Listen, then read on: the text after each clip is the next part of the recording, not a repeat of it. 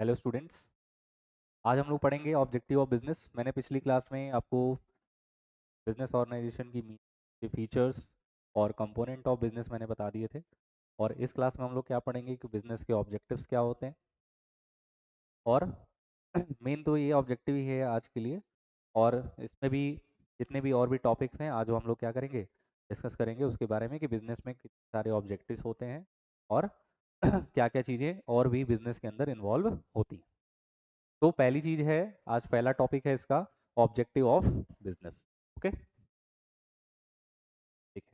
Business के तीन objectives होते हैं। पहला होता है इकोनॉमिक ऑब्जेक्टिव, जिसमें कंपनी या जिससे जो भी बिजनेस आप स्टार्ट करते हैं सबसे मेन ऑब्जेक्टिव होता है कि आपको अपने पैसे, जिसको बोलते हैं मनी, मनी की जरूरतें होती हैं। किसी भी काम को आप शुरू करेंगे तो पैसे की जरूरत आपको पड़ती ही पड़ती है। तो पहला ऑब्जेक्टिव ही है इकोनॉमिक ऑब्जेक्टिव, ठीक है। दूसरा हम लोग पढ़ेंगे सोशल ऑब्जेक्टिव, कि कंपनी सोशल ऑब्जेक्टिव भी करती है। सोशल ऑब्जेक्टिव का मतलब कुछ सोशल इंटरेक्शन के लिए, कि मतलब कुछ अलग से काम करती है, एक्स्ट्रा काम जिसको आप बोलते हैं, जैसे स्कीम कोई लॉन्च कर देना, ठीक है, या डोनेशन करना, ठीक है, सोसाइटी के लिए कुछ काम कर देना, इन्वायरमेंट के लिए कुछ काम करते हैं ना, ये सब सोशल ऑब्जेक्टिव होते हैं, जिसके वजह से वो लोग क्या होते हैं, जैसे होता है ना, नज़र में बने रहते हैं आप।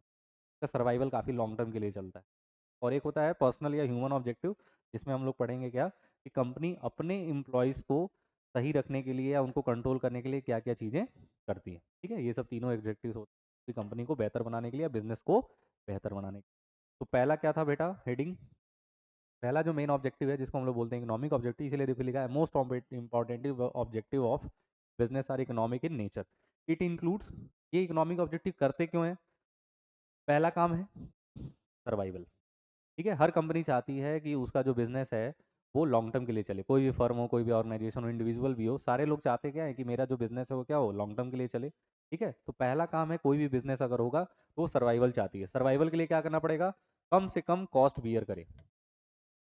कॉस्ट बियरिंग तो होना ही चाहिए, कॉस्ट बियरिंग नहीं होगा तो आप कंपनी को सर्वाइव नहीं करा सकते, ठीक है।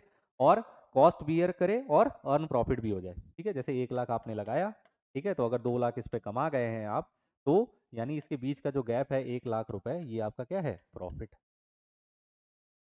है। ये 1 लाख क्या है आपका बेटा, प्रॉफिट। ओके, समझ में आ रहा है। तो कंपनी का मेन ऑब्जेक्टिव जो इकोनॉमिक ऑब्जेक्टिव में होता है, पहला काम है सर्वाइवल कमाना। अब उस सर्वाइवल को रखने के लिए दूसरी चीज है कि कंपनी को प्रॉफिट कमाना पड़ेगा। और बिना प्रॉफिट के कोई भी बिजनेस सर्वाइव नहीं कर सकता। कोई भी बिजनेस का मेन ऑब्जेक्टिव ही होता है क्या, प्रॉफिट कमाना, एटलीस्ट, ठीक है। इसलिए लिखा है profit is the important for survival growth and expansion of business. Profit is the reward given to businessman for bearing risk. इसीलिए तो वो रिस्क लिया है कि उसका मेन जो मकसद है, रिवार्ड है उसका, क्या है, प्रॉफिट है। कोई भी बिजनेसमैन किस लिए रिस्क लेता है बेटा, पैसा क्यों इन्वेस्ट करता है, ताकि वो प्रॉफिट कमा सके। तो बिजनेस का मेन ऑब्जेक्टिव में पहला काम है सर्वाइवल, दूसरा काम किसका है बेटा, प्रॉफिट का है। तीसरा वो किस लिए काम करता है, ग्रोथ। हर कंपनी चाहती है कि उसका ग्रोथ हो, सेल उसका बढ़े। तो हर कंपनी का ये एम होता है, हर ऑर्गेनाइजेशन का ये एम होता है कि वो अपने आप को आगे बढ़ाने के लिए सेल को क्या करती है, इंक्रीज कराती है, ताकि और लोग भी इसको जाने। नंबर ऑफ प्रोडक्ट्स को भी इंक्रीज करती है ताकि और लोग जाने, और हमारी जो ग्रोथ हो वो बढ़ती रहे। जितना मेरा प्रोडक्ट सेल होगा मेरी ग्रोथ होगी, ठीक है। रिलायंस को ही देख लीजिए कि रिलायंस क्या करता है कि भाई, उसके पहले ज़्यादा सेक्टर्स नहीं थे, लेकिन अब देखो हर सेक्टर्स में घुसा हुआ है, कि आपका क्या बोलते हैं, क्लोथ्स में भी घुसा हुआ है, ठीक है, इलेक्ट्रॉनिक्स में भी घुसा हुआ है, टेलीकॉम तो घुस ही गया था, ठीक है। ये सारी चीज़ें, मतलब वो क्यों कर रहा है, क्योंकि वो चाहता है कि मेरी ग्रोथ हो, मेरे कंपनी का नाम हो, ठीक है। इसलिए इकोनॉमिक ऑब्जेक्टिव, तीन ऑब्जेक्टिव इसके अंदर आते हैं। एक होता है सर्वाइवल, दूसरा होता है प्रॉफिट, और तीसरा क्या होता है, ठीक है।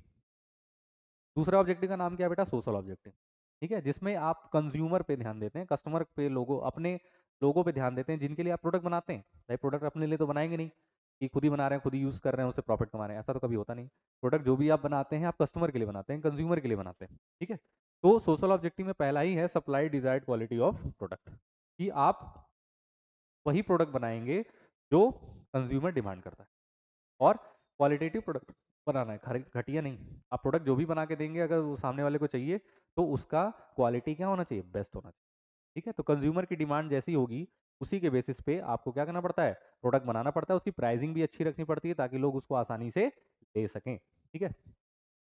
दूसरी चीज, avoidance of unfair trade practices. आपको कोई गलत ट्रेड प्रैक्टिसेस, मतलब गलत व्यापार नहीं करना है। ये नहीं कि बता कुछ और रहे हैं कर कुछ और रहे हैं, ठीक है। एडवर्टीजमेंट में जो दिखाया जा रहा है, जो प्रमोशन में दिखाया जा रहा है, वही चीजें लोगों को अवेलेबल कराई जा रही हैं, ठीक है। तो आपको कोई भी गलत धंधा या गलत काम नहीं करना है, नहीं तो इससे भी क्या होता है, आपका बैड इम्पैक्ट पड़ता है आपके क्या बोलते हैं कंपनी पे, तो इससे आपकी गुडविल भी खराब होगी। दूसरा, अगर आप गलत काम करते हुए पाए जाते हैं तो आप पनिशेबल भी होते हैं। ठीक। तीसरा क्या है बेटा, एम्प्लॉयमेंट जनरेशन। कोई भी बिजनेस ओपन होता है उसका मेन मकसद ही होता है कि एम्प्लॉयमेंट जनरेशन होता है। लेबर आएंगे, वर्कर आएंगे, एम्प्लॉयज़ आएंगे, ठीक है, ये लोग आपके कंपनी के अंदर आएंगे और आपको, और आपकी कंपनी आप उसको क्या देती है, एम्प्लॉयमेंट देती है। तो एम्प्लॉयमेंट आप बढ़ाते हैं, इसीलिए मैंने बोलता है ना कि जितना ज़्यादा बिजनेस बढ़ेगा हमारे इंडिया के अंदर या किसी भी देश के अंदर, तो वो क्या होंगे, ग्रोथ होंगी। इसीलिए देखो यूके यूएस वाले क्या हैं, बहुत आगे हमसे, क्योंकि वो बिजनेस को ज़्यादा महत्व देते हैं अकॉर्डिंग टू गवर्नमेंट। ठीक है। तो चौथा क्या है बेटा, सोशल सर्विस और कम्युनिटी सर्विस। ये लोग भी करना पड़ता है। अगर आपको बिजनेस को लॉन्ग टर्म के लिए यूज़ करना है, बिजनेस को आगे रन करना है, तो सोशल सर्विस और कम्युनिटी सर्विस भी करते हैं कि एनजीओज खोल देते हैं, गवर्नमेंट को भी योगदान देते हैं अगर कुछ ज़रूरत पड़ती है, तो गवर्नमेंट भी इनकी मदद करती है, जितने भी बिजनेसमैन होते हैं। तो इससे भी क्या होता है, आपके बिजनेस को फ़ायदा होता है। उसके बाद क्या है, avoidance of pollution. Pollution free आपको प्रोडक्ट बना के देते हैं, ठीक है। आपके environment friendly product, eco friendly product अगर आपको बना के देते हैं, तो इससे क्या होता है, इन्वायरमेंट को भी नुकसान कम पहुंचता है। बिजनेस को अगर अच्छे तरीके से ग्रो करना है तो सोशल ऑब्जेक्टिव को भी पूरा करना पड़ेगा। तो ये 5 चीज़ें आपकी किस में आती हैं, सोशल ऑब्जेक्टिव्स में। उसके बाद क्या है बेटा, तीसरा ह्यूमन और पर्सनल ऑब्जेक्टिव, जिसमें कंपनी अपने खुद के ऑब्जेक्टिव को पूरा करती है, जिसमें कंपनी के अंदर जितने भी इंप्लॉयज और वर्कर्स काम करते हैं उनको भी ज़्यादा ध्यान देती है। उनके भी ऑब्जेक्टिव पूरा होने चाहिए ना, कि समय पे वेजेस मिले, समय पे सैलरी मिले, ठीक है, फ्रिंज बेनिफिट मिले, ठीक है, ये सारी चीज़ें उनको मिलनी चाहिए। तो देखो, these objective are related to employees of the organisation. का रिलेशन किससे होता है बेटा, जो कंपनी के अंदर इंप्लॉयज काम करते हैं, वर्कर्स काम करते हैं, इनके अंदर क्या क्या चीज़ें, प्रोवाइडिंग गुड वर्किंग कंडीशन। जो भी आपके कंपनी के अंदर इंप्लॉयज और वर्कर्स काम करते हैं उनको अच्छी वर्किंग कंडीशन दीजिए, सही तरीके का माहौल दीजिए कि आसानी से काम कर सकें, तभी तो वो आउटपुट देंगे ना। अगर उनका माहौल ही खराब होगा, इन्वायरमेंट अच्छा नहीं होगा, ठीक है, तो वो फिर आउटपुट आपको नहीं दे पाएंगे। ठीक है। फिर दूसरा क्या आता है बेटा, payment, payment of competitive wages and salary. ठीक है, उनको पेमेंट उनके ही काम के हिसाब से दीजिए ताकि दिक्कत ना हो। वर्कर को वेजेस चाहिए, एम्प्लॉयज़ को सैलरी चाहिए, ठीक है, तो जैसा उनका काम ले आप उनसे ले रहे हैं, ठीक है, उसी हिसाब से उनको सैलरी होनी चाहिए। उसके बाद क्या है, personal growth and development through training. ठीक है, आपके जितने भी इंप्लॉयज़ आएंगे कंपनी के अंदर उनको प्रॉपर ट्रेनिंग दीजिए ताकि उनकी ग्रोथ भी हो सके, और समय समय पे उनको प्रमोट भी करते रहिए ताकि आपका जो बैलेंसिंग है वो बना रहे कंपनी का। ठीक है, इससे फ़ायदा होता है कि अगर कोई अच्छा काम कर रहा है उसको अगर हम प्रमोशन देते चले जाते हैं तो फ़ायदा हमारा ही होता है। ठीक है, क्योंकि वो आउटपुट इंक्रीज करेगा, वो कंपनी के लिए और बेहतर काम करना चाहेगा ताकि और ज़्यादा प्रमोट हो, और कंपनी अगर प्रमोट करती है तो उस कंपनी से कोई भागता नहीं है, ठीक है, उस बिजनेस से कोई निकलता नहीं है। उसके बाद क्या, peer recognition and respect by encouraging employees to take initiative and participating in decision making. ये भी सबसे बड़ा अच्छा काम होता है कि आप अपने जितने भी इंप्लॉयज़ हैं और वर्कर्स हैं उनको भी अपने डिसीजन मेकिंग में क्या करते हैं, इन्वॉल्व करते हैं। इससे क्या होता है, इंटरेक्शन बना होता है, उनको भी ये लगता है कि कंपनी मेरे ऊपर ही ध्यान देती है, तो इससे और ज़्यादा वो लोग क्या करते हैं, मेहनत करके काम करते हैं। अगर आपको बिजनेस को अच्छे तरीके से रन कराना है, ये हर कंपनी का एम होता है, क्योंकि उनको भी पता है कि वर्कर्स और इम्प्लॉयज ही मेरे मेन आउटपुट है, वही मेन आउटपुट क्रिएशन करते हैं, तो उनके साथ मेरा इंटरेक्शन बना रहना चाहिए। तो कोई भी डिसीजन लेना होगा तो हम क्या करेंगे, उन्हीं से डिसीजन लेवाएंगे, ठीक है, उनसे पूछेंगे पहले कि क्या डिसीजन लेना चाहिए, तो कहेंगे हाँ बिल्कुल लेना चाहिए। तो ये चीज़ें बहुत मायने रखती हैं किसी भी कंपनी को आगे बढ़ाने के लिए, किसी भी बिजनेस को आगे बढ़ाने के लिए। फिर क्या है, प्रोवाइडिंग स्पेशल बेनिफिट। ठीक है, जो बंदा बहुत अच्छा काम कर रहा है कंपनी के लिए, तो उनको कुछ स्पेशल बेनिफिट भी दिया जाता है सैलरी के अलावा, जैसे घर दे दिए, कार दे दिए, ठीक है, कि इसको यूज़ करिए कंपनी के लिए, ठीक है, इसकी आपको कोई भी अलग से चार्ज नहीं देना पड़ेगा, घर ही दे दिया उसके लिए कोई भी चार्ज नहीं है, पैसा मतलब कंपनी ने इन्वेस्ट किया है। ठीक है, तो ये सब चीज़ें क्या होती हैं, बिजनेस को और ज़्यादा आगे बढ़ाती हैं। ठीक है, तो बिजनेस के कितने ऑब्जेक्टिव होते हैं बेटा, 3 ऑब्जेक्टिव होते हैं। कौन कौन से, economic objective, social objective and आपका ह्यूमन और पर्सनल ऑब्जेक्टिव। ठीक है, 3 तरह के ऑब्जेक्टिव होते हैं। तो इसको आप लोग अच्छे से पढ़ लीजिएगा, क्योंकि ये बहुत इंपॉर्टेंट भी है, ये पूछा भी जाता है कि ऑब्जेक्टिव ऑफ बिजनेस ऑर्गेनाइजेशन या बिजनेस क्या होता है। अब नेक्स्ट टॉपिक है जो कि सबसे मोस्ट इंपॉर्टेंट टॉपिक है, क्या है बेटा, ग्लोबलाइजेशन। ठीक है, ग्लोबलाइजेशन सब लोग ऐसे जानते हैं, ऐसा नहीं है। ग्लोबलाइजेशन का कॉन्सेप्ट ऐसा नहीं है कि कोई नहीं जानता, क्योंकि जिस सिनेरियो में हम लोग जी रहे हैं, ठीक है, जिस सिनेरियो में हम लोग आगे बढ़ रहे हैं, ठीक है, वो सबसे बेस्ट हम लोग का पार्ट है ग्लोबलाइजेशन, क्योंकि जिसमें हम इंटरनेट का इस्तेमाल करते हैं और भी कई सारे प्रोडक्ट्स, स्मार्टफोन का इस्तेमाल करते हैं, देखो स्मार्ट टीवी का इस्तेमाल कर रहे हैं, ठीक है, या स्मार्ट बोर्ड का इस्तेमाल कर रहे हैं, ये सब किसकी देन है, ग्लोबलाइजेशन की देन है। कि लोग अपनी सर्विसेज और अपने गुड्स को क्या करते हैं, आपको देते हैं और यूज़ करने के लिए देते हैं, और आप उसको क्या करते हैं, यूज़ करते हैं। आप अपनी कोई चीज़ें, नई चीज़ें बनाए और पूरे वर्ल्ड लेवल पे क्या करना चाहते हैं, उसको यूज़ कराना चाहते हैं, तो वही तो ग्लोबलाइजेशन होता है। तो ग्लोबलाइजेशन तो को लिखा भी है, globalisation refers to integration of economy of the country with the rest of the world economy and opening up economy for FDI by liberal rules and regulations। ठीक है, ग्लोबलाइजेशन क्या करती है कि वो अपने इकोनॉमी को, ठीक है, क्या करती है, ओपन कर देती है कि दूसरे लोग भी आसानी से हमारे यहाँ क्या कर सकें, इन्वेस्टमेंट करिए, और हम इतना लिबरल रूल्स एंड पॉलिसी बनाएंगे कि आसानी से आप हमारे यहाँ क्या कर सकते हैं, आके व्यापार कर सकते हैं। हम भी उनके यहाँ जाके क्या कर सकते हैं, आसानी से व्यापार कर सकते हैं।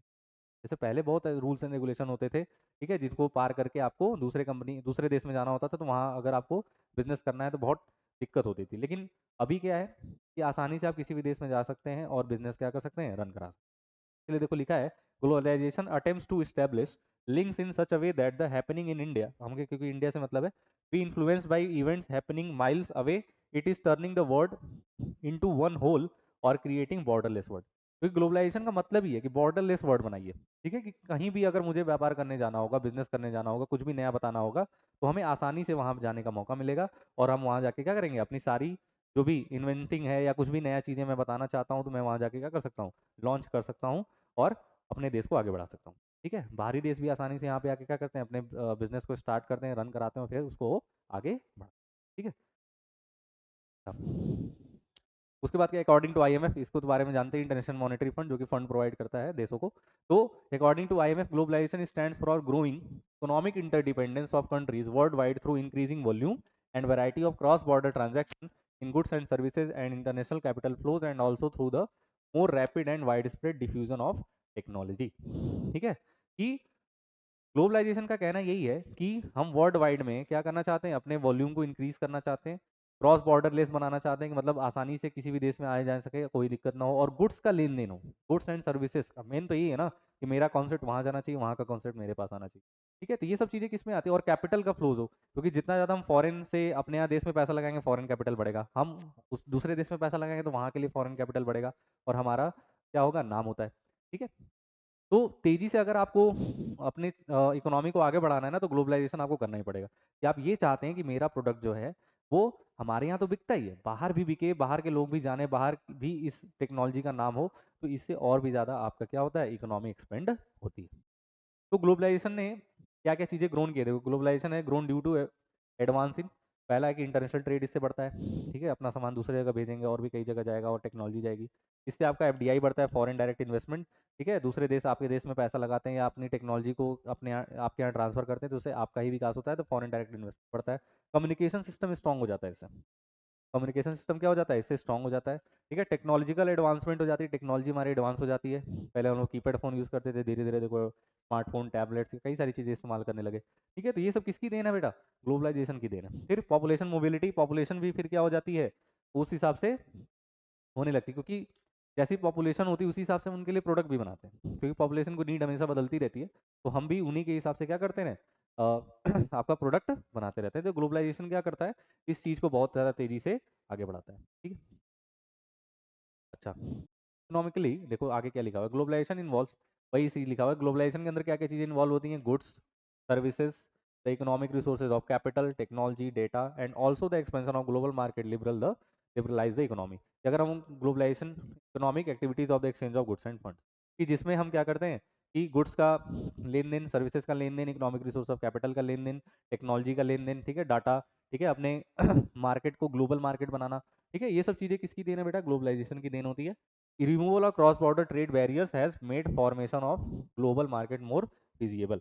ठीक है, क्योंकि अगर क्रॉस बॉर्डर लेस नहीं होते, ठीक है, अगर प्रतिबंध ज़्यादा लग जाएगा तो हम दूसरी जगह व्यापार नहीं कर पाएंगे। मेन तो यही रीज़न है, ग्लोबलाइजेशन बढ़ने का मेन रीज़न ये है कि लोगों के देशों के बीच फिर क्या होने लगा, क्रॉस बॉर्डर क्या होने लगा, कम हो जाए। ठीक है, आसानी से हम किसी भी देश में जा रहे थे और आसानी से व्यापार कर रहे हैं, तो इससे मेरी क्या होगी, इकोनॉमिक स्ट्रेंथ ही होगी। ठीक है, तो इसलिए ग्लोबलाइजेशन बोलता है कि क्रॉस बॉर्डर लेस बनाइए, कि कोई भी प्रोडक्ट कहीं भी आएगा, आप उसको क्या करेंगे, सेल आउट करेंगे, कोई दिक्कत नहीं, अपनी सर्विसेज को लाइए, अगर लोग पसंद कर रहे हैं तो देन यू यूटिलाइज। ठीक है, तो इस चीज़ को आप ध्यान रखिए। अब उसके बाद क्या था बेटा, ग्लोबलाइजेशन के कारण क्या है आने, इससे हमारा कम्युनिकेशन इंप्रूव होता है, जैसे इंटरनेट आ गया, मेल है, मोबाइल है, सैटेलाइट है, टीवी चैनल्स, ठीक है, आसानी से आप क्या कर सकते हैं, कम्युनिकेशन कर सकते हैं, कहीं भी किसी का भी न्यूज़ देख सकते हैं, बाहर का भी न्यूज़ देख सकते हैं, ठीक है, वहाँ के न्यूज़ यहाँ पे भी देख सकते हैं, यहाँ वाले वहाँ का न्यूज़ देख सकते हैं। ठीक है, कोई भी दिक्कत नहीं है, ग्लोबलाइजेशन की देन है। ठीक, उसके बाद क्या है बेटा, दूसरा इम्प्रूव ट्रांसपोर्ट। ठीक है, अगर आपको ग्लोबलाइजेशन करना है, ठीक है, तो ट्रांसपोर्ट को इम्प्रूव करना पड़ेगा। ठीक है, और इम्प्रूव भी है हमारा ट्रांसपोर्ट, कि हम आसानी से बल्क में, शिपिंग में, ठीक है, ये सारी चीज़ें हम किसी के भी द्वारा क्या कर सकते हैं, क्या बोलते हैं, गुड्स एंड सर्विसेज को कहीं भी ट्रांसफर किया जा सकता है। भाई गुड्स को ट्रांसफर करने के लिए 3-4 माध्यम है, आपके सीज हैं, रेलवेज हैं, ये सारे माध्यम है। तो अधिकतर सीज ही होता है, सीज और एयर की आसानी से हम क्या कर सकते हैं, गुड्स आसानी से भेज सकते हैं, ठीक है। तो ट्रांसपोर्ट को भी इंप्रूव करना पड़ेगा ग्लोबलाइजेशन के लिए। उसके बाद क्या है बेटा, कॉजेज ऑफ ग्लोबलाइजेशन में फ्री ट्रेड एग्रीमेंट्स। डब्ल्यूटीओ इसका बेस्ट एग्जाम्पल है। डब्ल्यूटीओ ही क्या करता है, जितने भी देशों के एग्रीमेंट्स होते हैं उनको क्या करता है, रेगुलेट करता है कि देखते हैं कोई गड़बड़ी तो नहीं है। अगर कुछ मतभेद होते हैं दो देशों के बीच व्यापार को लेके, तो डब्ल्यूटीओ उसका क्या करता है, निवारण करता है, ठीक है। तो उन्होंने बोला कि जितने भी डेवलप्ड कंट्रीज हैं, ठीक है, रिच कैपिटलिस्ट कंट्री हैं, प्रमोटेड फ्री ट्रेड। उन्होंने बोला कि हमारे यहाँ आके फ्री में ट्रेड करिए, ठीक है, पैसा नहीं देंगे, पैसा नहीं लेंगे, एग्रीमेंट का कोई पैसा नहीं है। International organisation such as WTO and the IMF also promote free trade. उन्होंने बोला कि ट्रेड जो एग्रीमेंट होते हैं उसका कोई पैसा नहीं लगना चाहिए, ठीक है। मैं अपना सामान बेचना चाहता हूँ तो लाइसेंस वाइसेंस लीजिए, बाकी उसके बाद बेचिए। अब एग्रीमेंट के लिए भी पैसा देंगे, ठीक है, फिर कई सारे रजिस्ट्रेशन के पैसे, टैक्सेस के पैसे, तो उसमें फिर दिक्कत होती है, उसमें और ज़्यादा फिर कॉस्ट इंक्रीज हो जाती है। इसीलिए उन्होंने बोला फ्री ट्रेड करिए, मतलब कोई भी प्रतिबंध नहीं लगेगा, आप बेचते रहिए। अगर अच्छा प्रोडक्ट है तो बिकेगा, खराब हो जाएगा तो फिर उसके बाद फिर क्या ही कर सकते हैं, ठीक है। क्वालिटी खराब करेंगे तो नहीं लेंगे, ठीक है। कहीं का भी ऐसा होता है, नियम यही होता है। फिर क्या है, ग्लोबल बैंकिंग है। आज के टेक्नोलॉजी में आसानी से हम क्या करते हैं, कैपिटल का फ्लो करते हैं। क्योंकि ग्लोबलाइजेशन से क्या होता है कि कैपिटल का फ्लो भी बढ़ जाता है। तो बैंकिंग सिस्टम है ही हमारे पास, हम आसानी से यहाँ से भी पैसा ट्रांसफर कर सकते हैं, वहाँ से भी पैसा हम दूसरी जगह ट्रांसफर कर सकते हैं। तो ग्लोबल बैंकिंग भी इससे क्या हो जाती है, इंप्रूव हो जाती है। फिर उसके बाद क्या है, द ग्रोथ ऑफ एमएनसीज। इसमें भी जितने भी मल्टीनेशनल कंपनीज हैं उनका भी ग्रोथ होता है, क्योंकि जिसमें मैकडी है, डोमिनोज है, ठीक है, और कितने नाइक है, माइक्रोसॉफ्ट है। ये सब क्या है, देखो पूरे वर्ल्ड लेवल पे फेमस है, ठीक है। कि माइक्रोसॉफ्ट को कौन नहीं जानता, मैकडी को कौन नहीं जानता, डोमिनोज को कौन नहीं जानता, नाइक का शूज कौन नहीं पहनता। मतलब एक बात कह रहा हूँ, पहनते तो काफी पहनते भी बहुत लोग हैं, नहीं भी पहनते, ठीक है, लेकिन नाम उसके सब लोग जानते हैं, क्योंकि ग्लोबलाइजेशन है, वो पूरे वर्ल्ड लेवल पे फेमस है, हर जगह उसका नाम चलता ही है, ठीक है। तो इस चीज़ को ध्यान रखिए कि एमएनसीज का भी क्या होता है, इससे ग्रोथ होता है। जितने भी बड़े बड़े बिजनेस बने हुए हैं, ठीक है, वो सब इन्हीं की देन है, ग्लोबलाइजेशन की देन है, कि आसानी से वो प्रोडक्ट कहीं भी जाते हैं, लोग उनको पसंद करते हैं, ठीक है, फिर उसके बाद उनका नाम हो जाता है। अच्छा, ग्लोबलाइजेशन के कुछ पॉजिटिव इम्पैक्ट भी हैं, कुछ नेगेटिव इम्पैक्ट भी पड़ते हैं। कि ग्लोबलाइजेशन का पॉजिटिव इम्पैक्ट क्या है, कि आपका जो नाम है ग्लोबल मार्केट, पूरे वर्ल्ड में आपका नाम फेमस हो जाता है, कि आपका प्रोडक्ट अपने यहाँ भी था, बाहर भी फेमस हो गया, ठीक है, कई जगह। फॉरेन ट्रेड उससे बढ़ जाता है, ठीक है, दूसरे देशों के साथ भी ट्रेड इससे बढ़ता है। भाई जब मेरा प्रोडक्ट कई जगह बिकने लगा तो और लोग भी उसको खरीदने के लिए क्या होंगे, प्रेरित हो जाएंगे, भाई इसका बड़ा अच्छा प्रोडक्ट है।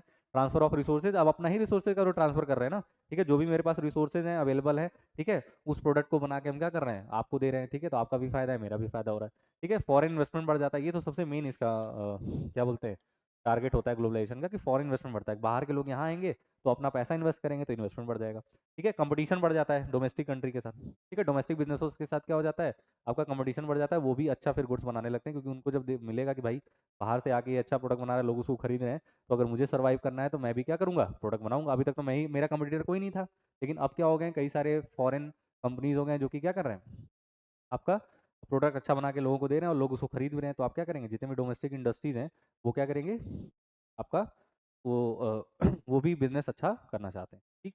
उसके बाद निगेटिव भी कुछ इसके इम्पैक्ट पड़ते हैं। भाई टेक्नोलॉजी के आने से बहुत ज़्यादा चीज़ें दिक्कत भी हो जाती है। देखो पहले लिखा, जॉब इनसिक्योरिटी हो जाती है, लोगों को डर बैठने लगता है कि मेरी जॉब कब चली जाएगी। क्योंकि अगर टेक्नोलॉजी का इस्तेमाल ज़्यादा करने लगेंगे, मशीनरी का इस्तेमाल ज़्यादा करने लगेंगे, तो लोगों को निकाल दिया जाएगा। और देखा भी जा रहा है, कई कंपनीज क्या करती हैं, अपने लेबरों को निकाल देती हैं, वर्कर्स को निकाल देती हैं, इंप्लॉइज़ को निकाल देती है। क्यों? क्योंकि उनके पास टेक्नोलॉजी आ गया। और जब मशीनरी नई नई तरह की आ जाएंगी, तो आप नए लोगों को क्यों यूज़ करेंगे, मशीनरी यूज़ करेंगे, एक ही बार लगाना है, फिर लॉन्ग टर्म के लिए चलेगा। उसके बाद क्या है, लॉस ऑफ डोमेस्टिक इंडस्ट्री। जितने भी फॉरेन, अब देखो मैंने बताया ना, फॉरेन इन्वेस्टमेंट बढ़ता है, ठीक है, कंपटीशन बढ़ जाता है, तो इससे जितने भी डोमेस्टिक इंडस्ट्रीज है उसका लॉस हो जाता है। क्योंकि अभी मैं बोलूँ कि एप्पल लेंगे कि लावा लेंगे, तो आप क्या बोलेंगे, सर एप्पल लूंगा, कि एप्पल इज़ द बेस्ट, ठीक है। अगर आपके पास पैसा है तो अलग बात है, ठीक है, लेकिन तब भी आप लावा नहीं लोगे, लावा क्या, लावा ही लोगे, क्योंकि आपको पता है कि भाई लावा इतनी अच्छी नहीं है, एप्पल बहुत अच्छा है, एप्पल को लेंगे। तो एप्पल को बढ़ावा दे रहे हैं, लावा को आप डिक्रीज कर दिए। तो डोमेस्टिक इंडस्ट्री जो होती है उसका बड़ा लॉस होता है, ठीक है। उसके बाद क्या बेटा, अनएम्प्लॉयमेंट, ठीक है, जितना ज़्यादा आप क्या करेंगे, ग्लोबलाइजेशन को बढ़ाएंगे, अनएम्प्लॉयमेंट, वही बेरोजगारी बढ़ जाएगी ना। मशीनरी का इस्तेमाल ज़्यादा होने लगेगा तो लोगों को रोजगार नहीं मिलेगा, ठीक है। जब मशीनरी का इस्तेमाल करें, टेक्नोलॉजी का इस्तेमाल करें, तो लोगों की जरूरत नहीं है, ठीक। उसके बाद क्या है, ट्रांसफर ऑफ नेचुरल रिसोर्सेज। अब नेचुरल रिसोर्सेज का भी क्या हो जाएगा, ट्रांसफर हम लोग इसमें करते हैं, ठीक है, कि हम जो भी नेचुरल रिसोर्सेज है मेरे, उनका जब दूसरे जगह उपयोग होने लगेगा, दूसरे लोग भी उसका यूज़ करने लगेंगे, तो इससे हमको दिक्कत आती है, क्योंकि वो अपना फायदा कर रहे हैं मेरे ही नेचुरल रिसोर्सेज का इस्तेमाल करके, ठीक है। मैं अपने रिसोर्सेज का इस्तेमाल करके दूसरों को दे रहा हूँ, तो क्या वो कर रहा हूँ, नुकसान कर रहा हूँ अपने, ठीक है। तो इससे क्या हो जाता है, नेचुरल रिसोर्सेज का भी क्या होता है, नुकसान होता है। फिर डोमिनेंस ऑफ फॉरेन इंस्टीट्यूशन, कि हम फॉरेन इंस्टीट्यूशन का डोमिनेंस बढ़ा देते हैं अकॉर्डिंग टू डोमेस्टिक इंस्टीट्यूशन, क्योंकि हमको लगता है जो बाहर से आया है वो बहुत अच्छा देगा, हमारी कंट्री का जो सामान है वो अच्छा नहीं होता, कितना भी अच्छा बना लो, ठीक है, कितना भी अच्छा फीचर दे दो, कितना भी अच्छा चीज़ें बना लो, लेकिन लोग क्या कहेंगे, भाई वही अच्छा है, क्योंकि वो अच्छा देता है, वो अच्छी क्वालिटी देता है, ठीक है, क्योंकि लोग उस पर बिलीव कर रहे हैं, उसकी डोमिनेंस है। ये दिक्कत हो जाती है आपके ग्लोबलाइजेशन की, लोग दूसरे पे विश्वास ज़्यादा करने लगते हैं, आपके ऊपर विश्वास, ये भी वही है। फिर आता है लिबरलाइजेशन, ठीक है।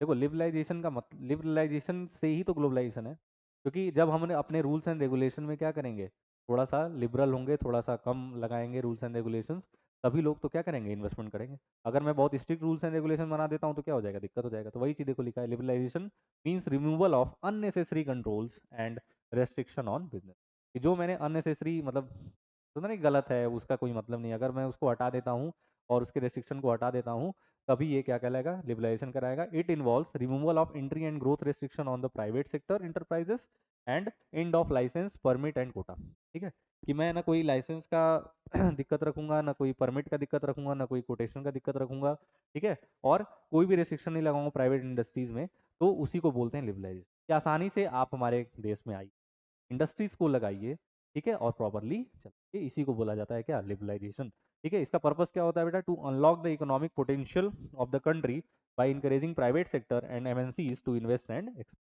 कि लिबरलाइजेशन का मतलब ही है कि वो प्राइवेट सेक्टर को ज़्यादा आगे बढ़ाते हैं, क्यों, क्योंकि ज़्यादा से ज़्यादा इन्वेस्टमेंट बढ़े और ज़्यादा से ज़्यादा हमारे बिजनेस, हमारे इकोनॉमी का ग्रोथ, ठीक है। इसीलिए यूके यूएस और ये चाइना वाले क्यों हमेशा हम लोग से आगे रहते हैं इकोनॉमिक डेवलपमेंट में, क्यों, क्योंकि वहाँ बिजनेस पे ज़्यादा ध्यान दिया, और जहाँ पे बिजनेस पे ज़्यादा ध्यान दिया जाएगा वहाँ पे क्या होगा, आपका वहाँ की इकोनॉमिक ग्रोथ होगी। लेकिन जहाँ पे केवल गवर्नमेंट सेक्टर पे ज़्यादा ध्यान दिया जाएगा कि हम केवल गवर्नमेंट जॉब के पीछे भागेंगे, गवर्नमेंट जॉब के पीछे भागेंगे, दिक्कत होगी, ठीक है, क्योंकि जब बिजनेस ही ओपन नहीं होगा, एम्प्लॉयमेंट ही नहीं आएंगे, तो बेरोजगारी बढ़ेंगे, और बेरोजगारी बढ़ेंगे तो क्या होगा, इकोनॉमी गिरेगी।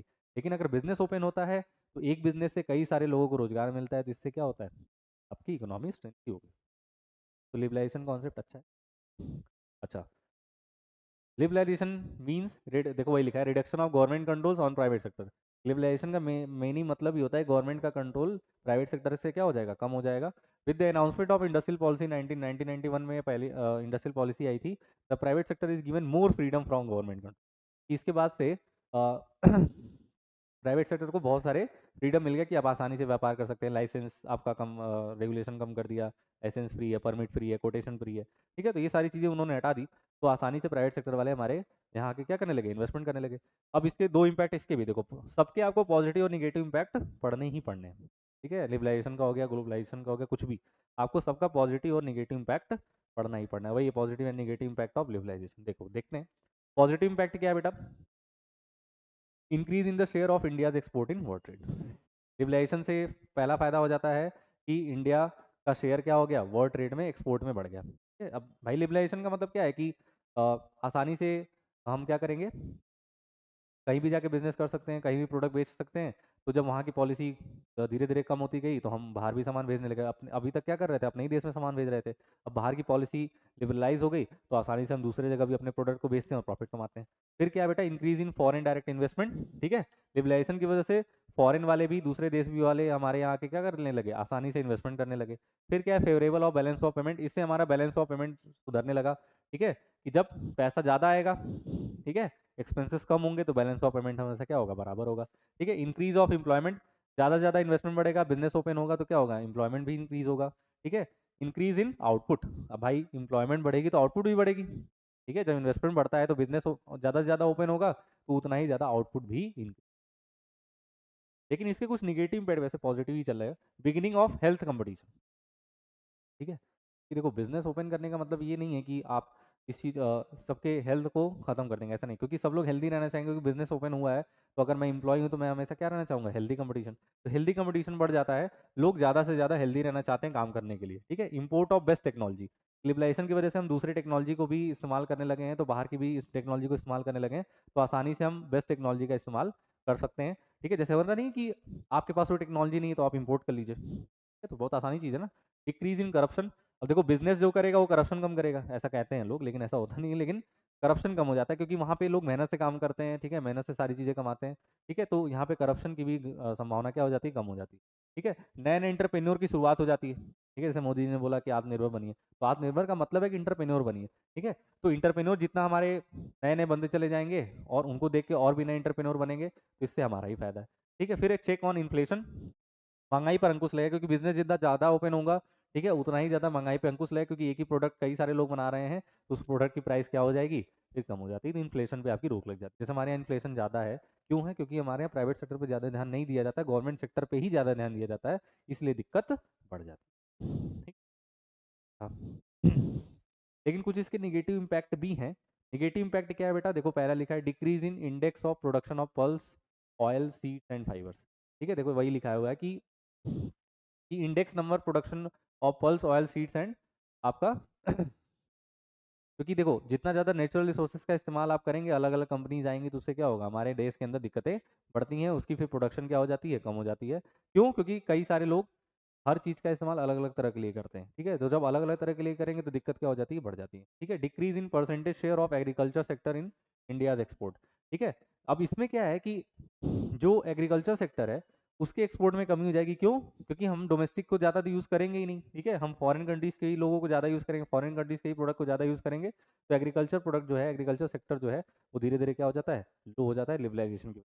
Failure in rising production of oil seeds, ठीक है, कि हमारे तेलों की जो खपत है वो धीरे धीरे क्या होने लगेगी, कम होने लगेगी, क्यों, क्योंकि और लोग ज़्यादा से ज़्यादा उस चीज़ का इस्तेमाल करने लगेंगे, तो हमारे यहाँ दिक्कत बढ़ जाती है, ठीक है। Declining in the share of agriculture sector capital formation GDP, क्यों, देखो एग्रीकल्चर सेक्टर क्यों नहीं बढ़ पाता, क्योंकि लिबरलाइजेशन की वजह से अदर जो कंट्रीज हैं उनकी इन्वेस्टमेंट बढ़ जाती है, तो इससे एग्रीकल्चर सेक्टर का क्या होने लगता है, नुकसान, क्योंकि आप ही के देश का नुकसान होने लगेगा, ठीक है, इससे दिक्कत हो जाती है।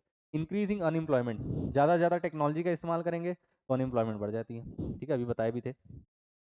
उसके बाद क्या बेटा, फॉरेन इंटरफेरेंस ज़्यादा हो जाता है, जब फॉरेन वालों को लगता है भाई हमारा व्यापार बहुत तेज़ी से चल रहा है, तो वो ज़्यादा से ज़्यादा और इन्वेस्टमेंट बढ़ाते हैं, आपके हर चीज़ों में फिर टांग अड़ाने लगते हैं, हर चीज़ों में वो क्या करने लगते हैं, दिक्कतें पैदा करने लगते हैं। प्रोटेस्ट बाय लेबर यूनियन, जब उनको लगेगा कि भाई लोगों को निकाला जा रहा है, लेबर्स को निकाला जा रहा है, तो इनके द्वारा प्रोटेस्ट भी होने लगेगा, तो ये भी निगेटिव इम्पैक्ट हो जाएगा। एंट्री ऑफ मल्टीनेशनल कॉरपोरेशन, ठीक है, कई सारे कंपनियों को आने नहीं दिया जाएगा ना, इससे दिक्कत ये बढ़ जाती है कि भाई जो कंपनी आ जाती है वो चाहती है कि भाई हम हमेशा रहें, दूसरा कोई ना है, हमारा कम्पिटिटर ना है, ठीक है, तो इसकी वजह से और भी दिक्कतें बढ़ जाती है, ठीक है। डिस्करेजमेंट ऑफ पब्लिक सेक्टर, यही बोला, जब प्राइवेट सेक्टर को ज़्यादा ध्यान देने लगेंगे तो पब्लिक सेक्टर की डिमांड क्या हो जाती है, धीरे धीरे कम हो जाती है। फिर high level of competition in industrial sector, बहुत ज़्यादा अगर इंडस्ट्री सेक्टर खुल गए हैं, बहुत ज़्यादा एक ही प्रोडक्ट के बहुत ज़्यादा क्या हो गए, कंपटीटर हो गए हैं, तो इससे बहुत हाई लेवल कंपटीशन होने लगता है, कभी प्रोडक्ट बढ़ेगा, कभी प्रोडक्ट की प्राइस घट जाएगी, कभी बहुत ज़्यादा हो जाएगी, कभी बहुत ज़्यादा कम हो जाएगी, ठीक है, कोई नहीं जानता, ठीक है। कि पहले केवल दो ही प्रोडक्ट बिकते थे, मान लो लावा और कार्बन का ही मोबाइल बिकता था, तो आसानी से चल रहा था देश। लेकिन अब लावा, कार्बन, वन प्लस आ गया, एमआई आ गया, ठीक है, बहुत सारे आपके वन प्लस, एप्पल, इतने सारे फोन्स आ गए हैं कि आप गिनते गिनते खत्म हो जाएंगे, ठीक है। तो इसकी वजह से क्या होता है, हाई लेवल कंपटीशन हो गया लिबरलाइजेशन की वजह से, बहुत सारी टेक्नोलॉजी हाई हुई, ठीक है, लेकिन आपके हाई कंपटीशन की वजह से दिक्कतें बढ़ जाती, कब प्रोडक्ट की प्राइस बढ़ जाएगी, घट जाएगी, आप ही को खुद नहीं पता, ये दिक्कतें होती हैं। ये था आपका पूरा ग्लोबलाइजेशन का कॉन्सेप्ट और लिबरलाइजेशन का। तो आज हम लोग ने क्या पढ़ा, ऑब्जेक्टिव ऑफ बिजनेस क्या होते हैं, ठीक है, फिर हम लोग ने पढ़ा कि ग्लोबलाइजेशन क्या होता है, और हम लोग ने क्या पढ़ा, लिबरलाइजेशन, ठीक है। तो आज के लिए इतना रखते हैं।